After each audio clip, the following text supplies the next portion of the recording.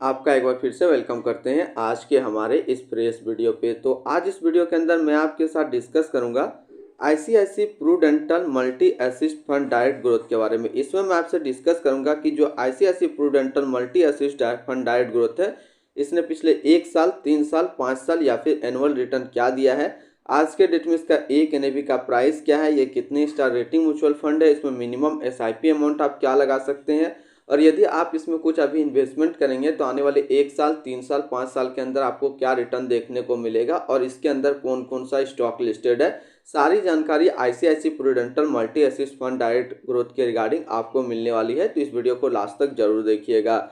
तो सबसे पहले हम लोग इसकी रिटर्न की बात कर लेते हैं। तो पिछले 6 महीने में जो रिटर्न मिला है वो 6 महीने में 14.63% का रिटर्न है 6 महीने के अंदर।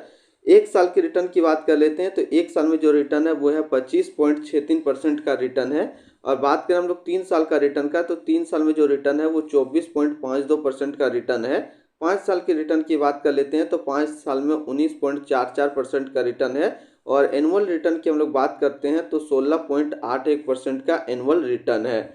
अब हम लोग इसके बारे में कुछ और बात कर लेते हैं। इसका जो एनएवी है वो है 654 रुपया 33 पैसा, जो कि 19 जनवरी 2024 का अपडेट है। इसमें मिनिमम एसआईपी अमाउंट आप 100 लगा सकते हैं। और इसका जो रेटिंग है ये 4 स्टार रेटिंग म्यूचुअल फंड है। और इसका जो फंड साइज है वो है 30,650 करोड़ का इसका फंड साइज है। अब हम लोग यहाँ पे देखेंगे रिटर्न कैलकुलेटर। यदि आप मंथली एसआईपी 5,000 रुपया पर मंथ कर रहे हैं तो आने वाले 1 साल, 3 साल, 5 साल के अंदर आपको क्या रिटर्न देखने को मिलेगा। तो मान लीजिए यदि आप 5,000 रुपया पर मंथ इन्वेस्टमेंट कर रहे हैं तो 1 साल में जो आपका इन्वेस्टमेंट होगा वो होगा 60,000 रुपया, आपको मिलेगा 68,483 रुपया।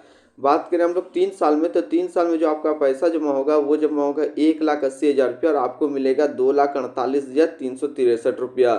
5 साल की बात कर लेते हैं तो 5 साल में जो आपका पैसा जमा होगा वो जमा होगा 3 लाख रुपया, आपको मिलेगा 5,29,989 रुपया। और यदि आप बात कर लेते हैं, यदि ये एक टाइम यदि आपने 1 लाख रुपया इस फंड के अंदर डाल दिया तो 1 साल के बाद जो आपको पैसा मिलेगा वो मिलेगा 1,25,630 रुपया।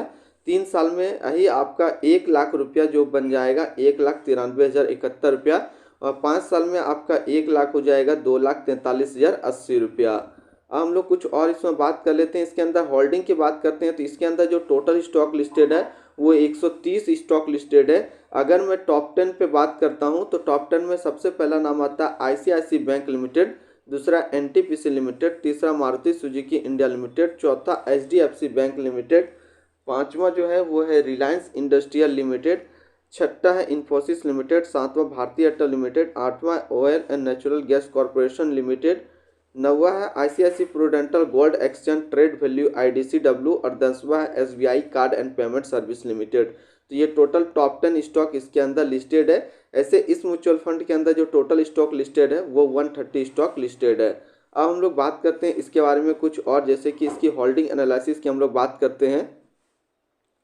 होल्डिंग की बात करें तो होल्डिंग में जो आपका टोटल इन्वेस्टमेंट है, टोटल फंड साइज है वो है 30,650 करोड़ का, जिसमें इक्विटी पे है 58.1%, कैश पे है 16.4% और डेबिट पे है 10.7%।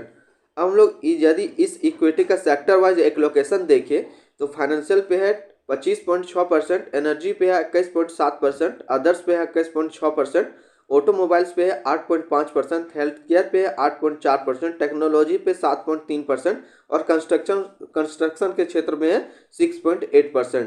आप डिबेट सेक्टर एलोकेशन देखिए तो 78% अदर है, फाइनेंशियल पे है 15.7%, सॉवरेन पे है 6.2%। अब हम लोग कुछ और इसकी इंपॉर्टेंट डाटा की बात कर लेते हैं। यदि फर्स्ट टाइम आप इसमें इन्वेस्टमेंट कर रहे हैं तो फर्स्ट टाइम इन्वेस्टमेंट का जो अमाउंट है वो आपका रहने वाला है 5,000 रुपया minimum for first investment.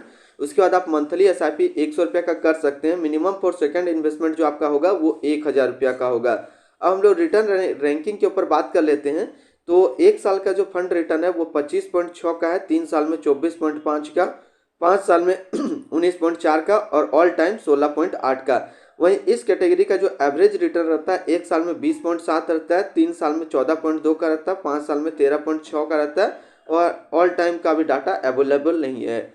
Return rank की कैटेगरी पे देखें तो 1 साल में ये 6ठे नंबर पे रैंक करता है, 3 साल में दूसरे नंबर पे रैंक करता है और 5 साल में भी ये दूसरे नंबर पे रैंक करता है। अब हम लोग इसका अदर प्लान देखें इन सेम फंड के अंदर, तो वो है Quant multi asset fund direct growth, ICICI Prudential multi asset fund direct growth, Tata multi asset opportunity fund direct growth, SBI multi asset allocation fund direct growth, HDFC multi asset fund direct growth. तो इसके आसपास इतने सारे इसके similar funds है। हम लोग इसकी एक्सपेंसिव रेशियो की बात कर लेते हैं, तो इसका जो एक्सपेंसिव रेशियो है वो है 0.75% का। एग्जिट लोड की बात कर लेते हैं, यदि आप 365 दिनों के अंदर अपना इन्वेस्ट किया हुआ पैसा 30% से ज़्यादा निकाल लेते हैं तो 1% का यहाँ पे आपको एग्जिट लोड देना होगा। स्टम्प ड्यूटी की बात कर लेते हैं, तो स्टम्प ड्यूटी है 0.005%।